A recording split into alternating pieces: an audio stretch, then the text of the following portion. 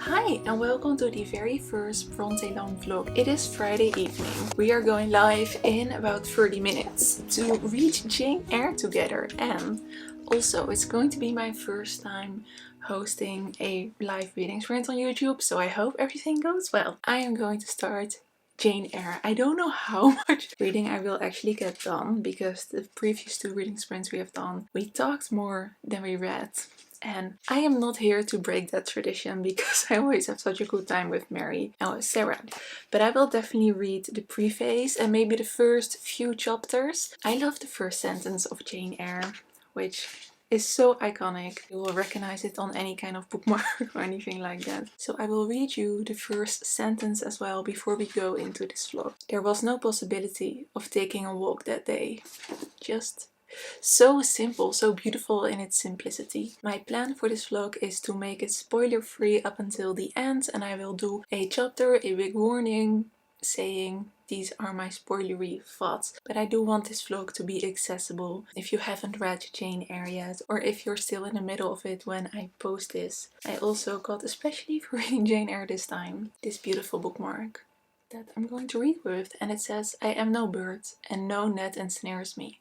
I am a free human being with an independent will." I don't know where in the book exactly it is going to be, but I will annotate it, of course. I don't have an annotation system yet. I might ask people in the live show how they are going to annotate and maybe get some ideas. I know that a few of you in the Discord have already showed your annotation systems. I might just borrow the one I made for Middlemarch and Anna Karenina, and if I do, I will discuss it later in the vlog, of course. I really want to get into the more gothic symbolism in this book. This time around, I paid no attention to that when I read it for the first time, because I don't even think I was aware of the fact that there are so many gothic elements in this book.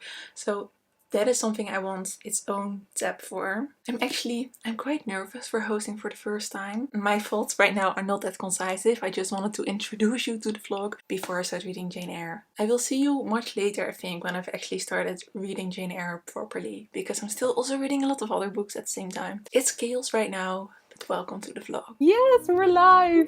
Yay! Hello! I think we're Hello! live. I think it's working. Just for people watching, this is my first time hosting, so might be some technical difficulties, but let's hope not. How are you doing? I'm doing okay. I am a little tired because it was a long day at work, but now I'm finally free and I'm excited to be here. How are you doing, Sarah, in the morning? Yeah. I'm also tired because I just woke up, but I have my chai, so we're good. And nothing will wake me up like reading Jane Eyre. I have not read the actual book. I just read the introduction and annotated already the entire introduction. So Of that. so many interesting things. Are there any non-spoilery things that you can share with us. I did like that she, Elaine Showalter is her name, she compared Jane to Maggie Tulliver, who I just read about in The Mail on the Floss, and to North and South, who is called Margaret Hale, and that she said that those characters kind of changed the Victorian heroine compared to, she mentioned Dickens, his heroines, who just let things happen to them, and these heroines make choices. So I really like that she compared a lot of my favorite characters, because I know, Mary, you really like Margaret Hale as well, right? Yeah, I do. Yeah. Yes. Yeah. I can read through it. We got Beneficent Spirit, Bonnie Weething, Changeling, Child is questionable, but it's there. Elf, Fairy, Fire Sprite, Hard Little Thing, Innocent Flower, Janet, Little Bungler, Little English Girl, Little Skeptic, Little Tyrant, Malicious Elf, Mirror Sprite, Ministrant Spirit, Mocking Changeling, Mustard Seed, one of my favorites, My Darling, My Good Little Girl, My Skylark, Pale Little Elf, Provoking Puppet, Salamander, Simpleton, Sorceress, Strange Almost Unearthly Thing, Sylph, Very Angel, Witch. I'm just cringing. I'm sorry.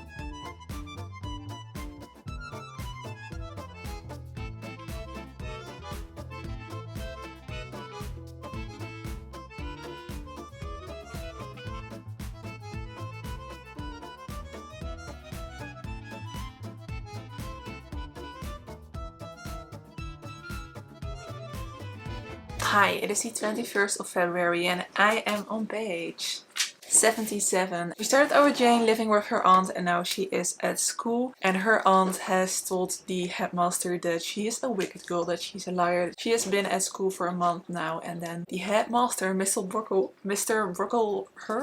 Brocklehurst, he's horrible, he's detestable, he embarrasses Jane so much. His monologue, honestly, it is so funny. It is so ridiculous and cruel that it's funny, because the hypocrisy of this man. He thinks that these girls should be raised and not indulged in literally anything, and then his wife and his daughter come to the school and they wear silks and they curl their hair and they basically have everything that he said the girls in the school could not have. I know he is very evil and it's not supposed to be funny, but honestly I laughed at his monologue because this man is so ridiculous. It's like Jane Austen writing about men of the church, and just, you know, Mr. Elton. It's just those characters. Oh my gosh, I had a good time and I was furious at the same time. Just Mr. Brocklehurst, honestly, he is hilarious even though he is horrific. It's a special combination. Oh my gosh, I just finished chapter 10 and there is something in that chapter that I completely forgot, but it's like so important to the plot. I thought I was remembering quite a lot, but clearly not, because I was a little bit vague on the resolution, on how I remember the resolution, but it's so much more exciting than I remember. Yes, I'm having a great time. The moment. This is where Jane meets Mr. Rochester.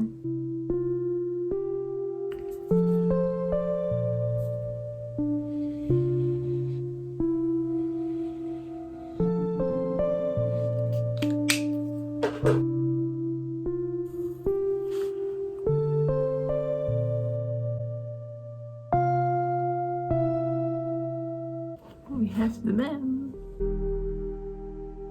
Oh my gosh, oh my gosh. So important to the story.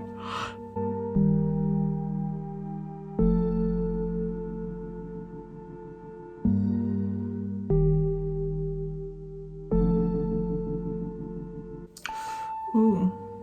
Okay, I like this. She says, I felt no fear of him, and but little shyness. Had he been a handsome, heroic young gentleman, I should not have dared to stand thus questioning him and offering my services asked. That kind of already insinuates that we don't have this big difference between Jane and Rochester in the way that will later be created. In their meeting, Jane feels like she is his equal, and I definitely missed that the first time around, so I need to make a note.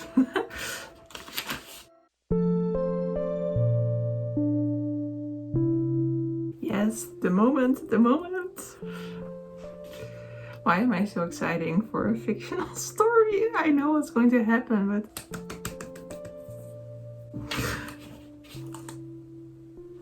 Oh, he is such an asshole. You asshole, Mr. Rochester. You ass. I'm literally writing in my book, ass, with an exclamation point. Okay, so now we get beyond the meeting point.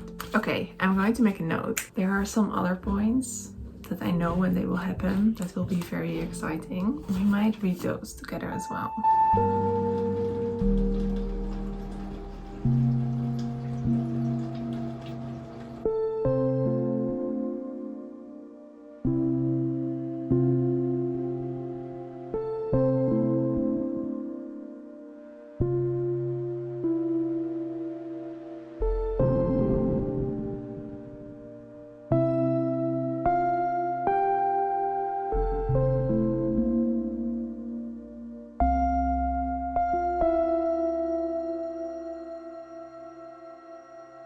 Hi, it is the 25th of February today, and we're going to do some reading sprints again tonight, which we have been doing quite a lot, which makes me so happy. I'm really enjoying them. Of course, I've been reading quite a bit of Jane Eyre, and yesterday evening I stopped on the bit that I know is the beginning of the end, so probably after this update all the updates will be spoilery. In the introduction of this vlog I said I really wanted to pay attention to the gothic theme within this book. I haven't been able to find as much as I had hoped for. I can definitely see how the house where Jane is becoming a governess, so Mr. Rochester's house, is a gothic theme, and the way that the house feels to Jane is really a reflection of how she is feeling herself. She hears certain noises, and of course if you know the resolution of the book then you know what these noises are, and that really does build quite a bit of suspense, gothic suspense I would say. Some gothic symbolism is also within certain beliefs of Jane. She talks about gothic nursery rhymes, she talks about how that is reflecting in how she sees things, and I do like that, but I definitely think that the big gothic theme is within the second half of the book and is within part that I'm not going to talk about spoiler free, because I have a lot of feelings about the second half of the book and I just want to go all in when I talk to you guys about it. I have to say I wasn't really sure how I felt about Mr. Rochester. I remember giving a short review of the book the first time I read it, and I said that I thought all the women in the book were very interesting, but that the men were just incredibly boring, just not important to the story, and I felt like they didn't add anything, and I felt like their characters were just so forgettable. So I didn't really form an opinion on Mr. Rochester, but what I can see in this book is that Jane is very unsatisfied, and one of the most beautiful quotes is where she says that her soul as a woman is just as much in need of fulfilling as a man his soul is. And whatever reason Jane has for falling in love with Mr. Rochester, because she continuously acknowledged that he is not very good looking and that he is 20 years older than she is, she falls in love with him because for the first time in her life she feels fulfilled. Her soul feels fulfilled within the conversations that she has with Mr. Rochester. In that regard I really kind of like everything that goes on between them. I kind of like their banter, but in certain parts the way Mr. Rochester behaves is just so questionable and so odd and unnecessary. I think that is why I didn't like the male characters, because we are going to meet another male character who I think is even worse than Mr. Rochester. Jane does see that he behaves quite oddly, but I think she just does not have good examples of what men can be like, because her cousin was I think the worst, Mr. Rocklehurst was the worst, and she has lived a life where she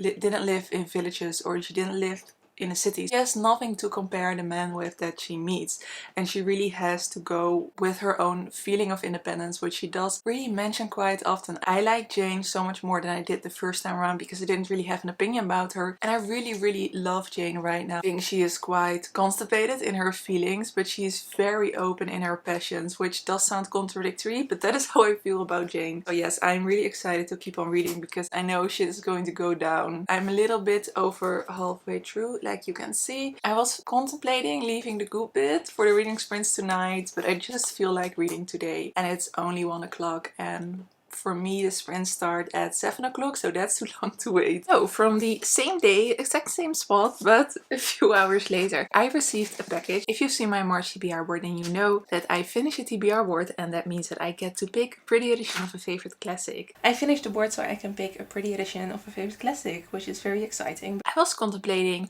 getting something Jane Eyre, but hold on. I already have quite a few editions of Jane Eyre because I have this one, I have this hardback, and I have this very old edition from the late 19th century. I mean, look how pretty this is. I am in love with this one. So it didn't really make a whole lot of sense to me to get another Jane Eyre one. I also have the Tenant of Whitewell Hall in a Penguin cloth-bound edition. So I was contemplating between Agnes Grey and Wuthering Heights. From Agnes Grey I really like the Pen Macmillan edition, so it was either that or this edition of Wuthering Heights. And I like this edition of Wuthering Heights so much that I got this one. So let's open it together. Oh, it's... okay. Oh my gosh, it's so beautiful. It's so beautiful. Okay, it looks a little bit blue in this lighting, but it's actually purple. And this is, I think, the Penguin Puffin collection. It looks a lot like the cloth bound, but they have just different books. And it has gold foiling. It really looks blue on camera, but it's absolutely gorgeous. So thank you TBR Board, because this is now in my collection. You know, I had the old free shipping excuse to order a little bit more, so I got a film about the Brontes I really love. This is To Walk Invisible. Oh, this is boy catching me in more book purchases. Look, do you think it's pretty? Oeh, wow. It's gorgeous, right? She was a wild, wicked ship of a girl. Dat is mooi, hè? Zeg, It's gorgeous, right? Wow. Like geld gegeven, hè? Yes, I did. So this film is very true to the Brontes' life. A biography, it is fiction though, it's not an actual biography. And these three actors play Anne, Emily and Charlotte, I believe. I did watch it once online, but there is no streaming service that I can... oh my gosh, that I can watch this on, so I decided to just buy the DVD so I can watch it as many times as I want, and that meant that this one would come for free shipping. So best excuse ever, right? We're going to have reading sprints, and I think in about half an hour or so I'm going to do a little bit more knitting, because I have been knitting this scarf and I'm in love with it. Honestly, I love the colors and it's really soft. I'm going to do a little bit more. Oh my, can you only imagine how amazingly soft this will be when I'm finished? Oh my gosh. From now on, the updates will be spoilery because I need to talk to you guys about what's going to happen next. So if you haven't read Jane Eyre yet, or if you haven't finished it yet, then thank you so much for watching, and I hope to see you in the very next video. But if you do want a spoilery part, I will see you in a few seconds. We're doing our final reading sprint. From now on there will be spoilers, so you are warned. Spoilers, spoilers, spoilers. I am on page 352 with chapter 26. Jane and Mr. Rochester just came from the church and they're going to meet Bertha. And I know I have so many feelings. I have so many feelings about her character and the way she is written. I'm really curious to see how I will react to reading her introduction, her formal introduction, I would say, again. So here we go. Why does she compare her to an animal, saying that she is on all fours? It feels very racist.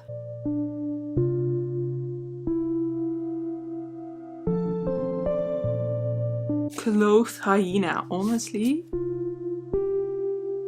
Wow. She laid her teeth in his neck, then struggled. She was a big woman, a statue almost equaling her husband.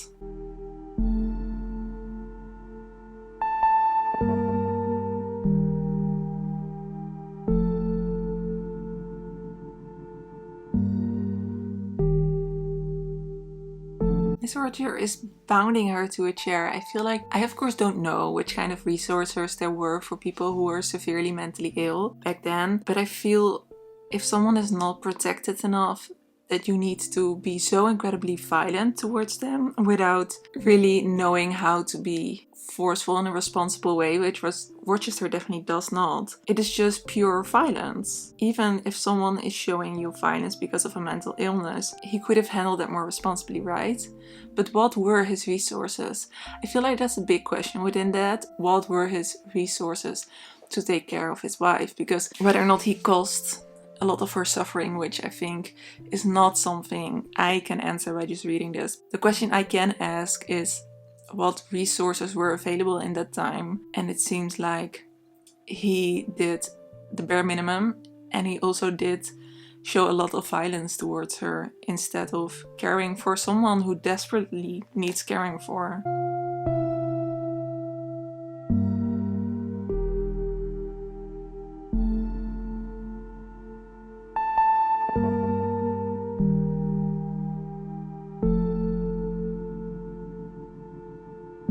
I do feel sorry for Jane though. I do. It says, just myself, without obvious change, nothing had smitten me, or scattered me, or made me. And where was the Jane Eyre of yesterday? Where was her life? Where were her prospects? I feel sorry for both of them. Jane Eyre, who had been an ardent, expectant woman, almost a bride, was a cold, solitary girl again. Her life was pale, her prospects were desolate.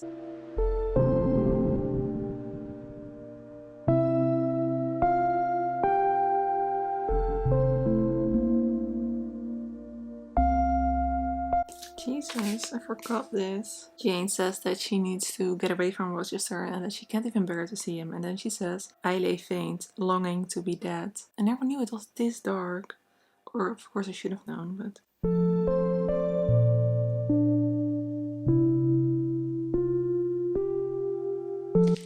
I think Charlotte Brontë does a good job of making us feel just as heartbroken as Jane is right now. Yeah, I need a piece of chocolate. Really, I do.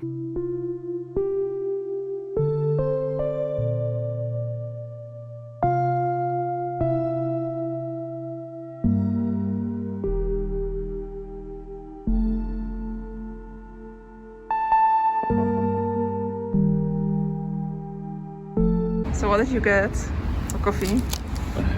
Een mokka met kokos en een hazelnoot muffin. So hazelnut muffin and coconut mocha. I just got a vanilla latte because I'm a basic bitch. Oh, I'm so jealous. Okay.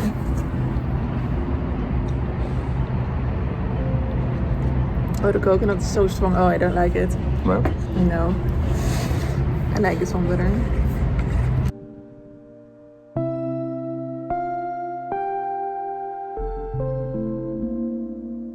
It is the 27th of February, so we have one day left of the month, and I did plan to finish this before the end of the month, but I think I'm going to take a few extra days for this. I'm on page 422. I just read one of my favorite bits of the book. Before I get into that, I do really want to discuss the part that I read in the clip before this. I have such a hard time with the whole Bertha story, and I think one of the things that bothers me most is the fact that she doesn't get a perspective, or that she even is approached as a human being. She is called a lot of names, but she does not get a single piece of dialogue. She does not get anything that would categorize her as a human being. I think she is used purely as a tool to keep Rochester and Jane apart, but also to show Jane's bravery. I quite dislike that she is just used as a gothic tool and that she is not approached as a human being in any way. I mean, even Grace Poole is approached as a human being, even though she is described as not a great human being. So yeah, that is one thing in the book that keeps on bothering me, and I think it's quite a general thing that bothers people in the book. Then we get to the conversation that Rochester and Jane have, and Rochester trying to justify all of his actions to tell parts of his history, which is very interesting. It is incredibly biased towards his favor because of course he tries to convince Jane to marry him. I think his perspective within this story is very untrustworthy. I don't trust that he is telling the truth. I trust that he is trying to justify his actions and make his point. And I don't feel sorry for him at all in this. Of course, I get his reasoning of marrying the wrong woman that he didn't really know, but let's be honest, he fell for her because of the way she looked. He does call himself a fool for doing that, but I think, well, yes, that is the time in which you live, and I think it is much worse for Bertha than it is for you, because you were able to go out in the world while you locked your mentally ill wife in the attic. I don't feel sorry for him at all. The first time I read the part where Jane leaves, I was just overthrown. I had no expectations that that would happen. I felt like she would have a big dramatic moment and then forgive him, because, you know, in the time that this was written, that's usually what happens in these books, or Jane would make a scandal of herself and die. That's like the Victorian story. So, and the part where Jane leaves and she is out and about for 4 days without means, without food, without money, it's incredibly written. Jane has such a big pride, and I love how Charlotte Brontë plays with the fact that she has a lot of pride, and therefore we really do like her a lot. I think that's the reason that she leaves, because of all of that pride, and then she is put in a situation where she has to choose between pride and death, and that is played out beautifully, I think. And I think that it may be my favorite part of the book, and Jane really gets tested and her character gets tested. We really get to know Jane within that part of the book. Right now she is in the house with the detestable St. John and his sisters. I didn't hate him at the beginning, but later on he becomes all of the things. He becomes worse than Rochester. He becomes insufferable, and I think he is just a character with no emotions. So I'm not desperately looking forward to read that bit again. The first time around I really didn't like the ending. I felt that saying that Jane and Rochester became equals because he was now disfigured is such an ableist view, and I really dislike that first time reading it. So I'm curious to see how I feel about it reading it again. Maybe find a bit more nuance within that ending. That's all I wanted to say for now. I'm really glad I can finally rant about Bertha, that we are doing this spoilery bit, because I needed to. And I will talk to you a bit later.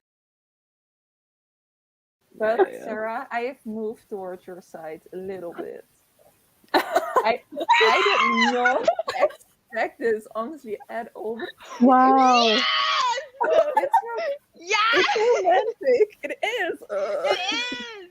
Thank you! Oh my god, I feel so validated. I'm not saying that it isn't romantic, but I'm not ignoring all of the mistakes that Rochester made. Yeah, but you know, I've been friends with Sarah for too long. I accept too much of bad fictional men. Honestly, you have such Oh my bad god. on me, Sarah. Your power. Oh my god. Look at that. Hi, it is the 2nd of March and I finished Jane Eyre last night during the live show. It was amazing. I think I did have quite a lot of feelings, especially when we did the second sprint in which I actually finished the book, because I have to admit that I honestly found the ending romantic this time around, and I don't know why.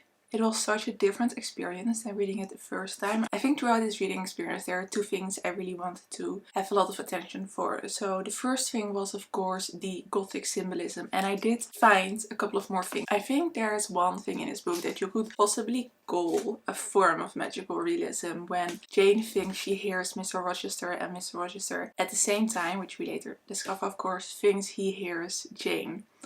I love that. I just love that. I love that. And of course, the fire of Thornfield. I mean, one of the biggest Gothic things. One thing that I didn't really notice, but that I do want to maybe ask some people on the live show. Maybe Sarah, of course, our Jane Eyre expert. Of course, Mr. Rochester is blind and he has lost a hand on one side. And even though he is blind, he wants to put out a candle every evening. So of course, with the whole big fire on Thornfield, that is quite a strange thing. But I feel like, is it a symbol of him waiting for Jane to return and to read to him by candlelight? I mean, that's how much I romanticized the ending of this book, because I just really enjoyed it. The last paragraph is just, it ruins the whole ending. I was just all into the ending. I was feeling everything. And then I read the last paragraph and I was like, wait, what? No, don't do this. The imperialism in this book is a problem on itself, especially the glorification of it, which is of course all connected to a despicable character on himself, St. John, but I think him being a missionary and really glorifying everything that the English did overseas makes him an even more problematic and annoying character. So it's really disappointing that that's what the book ended on, but I think it's one of Charlotte Bronte's weaknesses when you translate her to the modern times, her glorification of imperialism, and I guess also the way that she writes about everything that is not English. There's a lot of anti-French thinking in this book, which I think makes sense in the time, but it seems like something that Charlotte Brontë felt really passionate about, and it feels like such a strange thing to be really passionate about. That is just me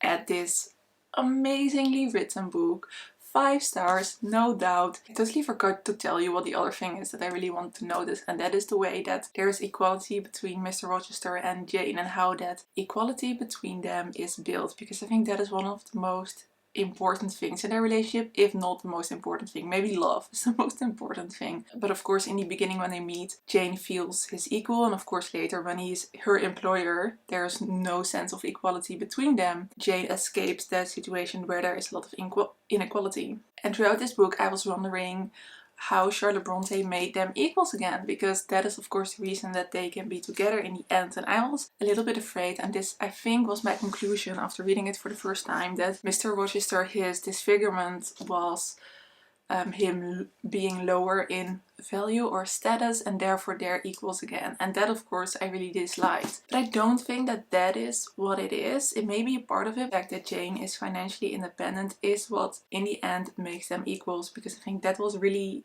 a big issue for her, the fact that they weren't independent. And I think that is the most beautiful way in saying that they came together. I think it is more nuanced than that, but it is a possibility that her financial independence made her more confident in being able to unite with him. Yeah, but I think that's going to be an interesting part of the live show. Today is the 2nd of March and we will have it on Saturday, so in a few days at 6 p.m. GMT, which is 7 for me, or if you're in the Netherlands. Please let us know what you thought of Jane Eyre, if you have read it with us, of course. If you have some specific questions you want us to answer in the live show, you can leave it in a comment down below, or in the Discord where we have a live show questions tab where you can leave your questions. For now, I really want to thank you for watching this vlog. I had a lot of fun doing a Brontë specific vlog.